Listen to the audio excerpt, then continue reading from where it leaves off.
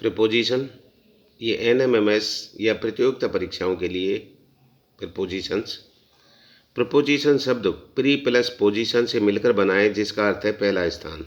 अर्थात प्रीपोजिशन वे शब्द हैं जिन्हें सामान्यतः नाउन और प्रोनाउन के पहले रखा जाता है और वे नाउन व प्रोनाउन को वाक्य में अन्य शब्दों के साथ संबंध बताते हैं।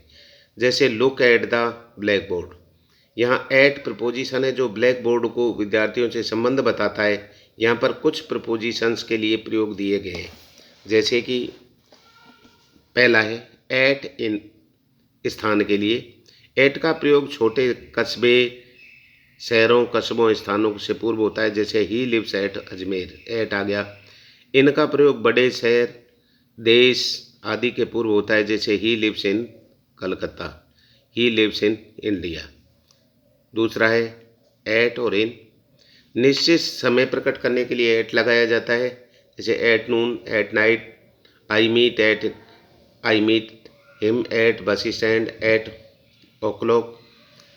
समय की खास यात्रा के समय इनका प्रयोग किया जाता है, जैसे in the morning, in the 3 days, shall be, evening, on, upon, over, above, along, at. इन सब का अर्थ पर, ऊपर है, लेकिन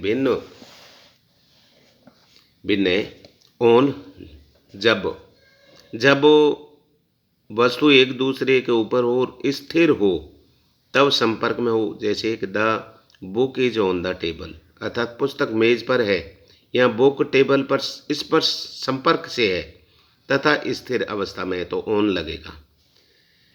दूसरा है अपॉन, इसके प्रयोग से वस्तु का हरकत होना प्रतीत होता है, जैसे the cat jumped upon the table, बिल्ली मेज से कूदी। इसका मतलब है वहाँ पर हलचल है।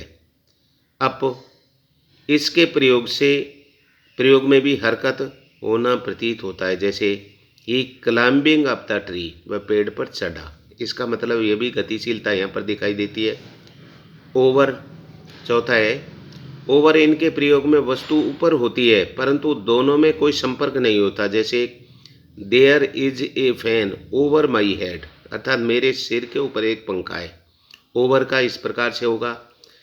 ऑन का हो गया संपर्क में, अपॉन का हो गया हरकत वाली लेकिन ऊपर की, वहाँ से गतिशीलता। अप का भी गतिशीलता, जैसे क्लाइम्ड अप, ओवर। फैन का आ गया, जैसे फैन ओवर माई हेड। अब है अबोव, चौथा, पांचवा अबोव, इनके प्रयोग में भी वस्तु ऊपर है, आपस में कोई संपर्क नहीं होता, दूरी निश्चित होती है, जैसे don't hit him above the knee, उसने घुटने के ऊपर चोट, उसके घुटने से ऊपर चोट मत मारो। छठा है जैसे अलोंग, इनके प्रयोग में हरकत लंबवत रूप से होती है, जैसे कि he is walking along the road, वह सड़क पर अकेला चल रहा है, अकेला।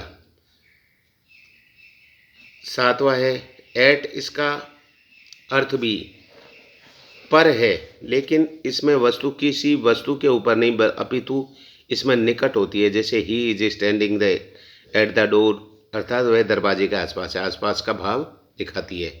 ही is standing at the gate, he is standing at the window. चौथा अंडर, डाउन, बिलो, इन सब का अर्थ होता है नीचे।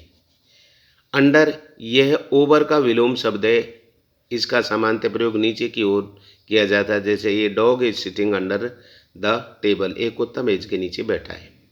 दूसरा डाउन, यह अप का विलोम है, इसके प्रयोग में गति आवश्यक है और इसमें हरकत ऊपर से नीचे की ओर होती है, जैसे ही केम डाउन द हिल, वह पहाड़ी से नीचे उतरा, और अप में होता है ऊपर की ओर हरकत। अगला है अपना तीसरा ब्लो, यह अबोव का विलोम है, इसका अर्थ एक निश्चित दूरी पर नीचे से है, जैसे कि don't hit him below the knee, उसके घुटने के नीचे चोट मत मारो। फ्रॉम और विद, फ्रॉम विद इनका अर्थ है साथ। फ्रॉम ये पृथकता प्रकट करता है, जैसे leaves fell down from the tree, पत्तियाँ पेड़ से पत्ते नीचे गिरते हैं।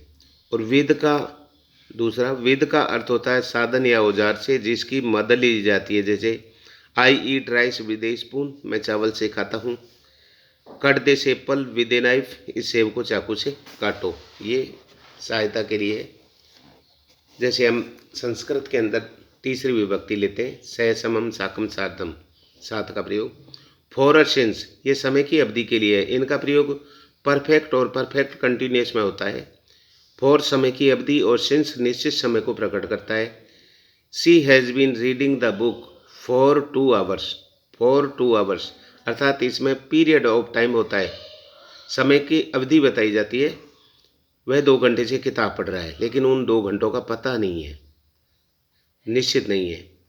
आई have been suffering from fever since Sunday, since उन जगहों पर आता है, संडे मंडे हो गए, महीने हो गए, 2 बजे 3 बजे 4 बजे हो गए, 1972 1974, इस प्रकार से परफेक्ट समय के लिए सिंस आता है।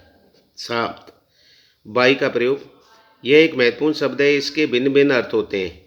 से के द्वारा ही सेंट, से के अर्थ में ही send the amount by money order, ये बाई हो गया। दूसरा मे के अर्थ में what is time by your watch, तुम्हारी घड़ी में क्या समय हो गया। इस बाई का के द्वारा, a snake was killed by Harry, एक सांप हरी के द्वारा मारा गया। चौथा के पास, कम एंड सिट मी, आओ एंड मेरे पास बैठ जाओ।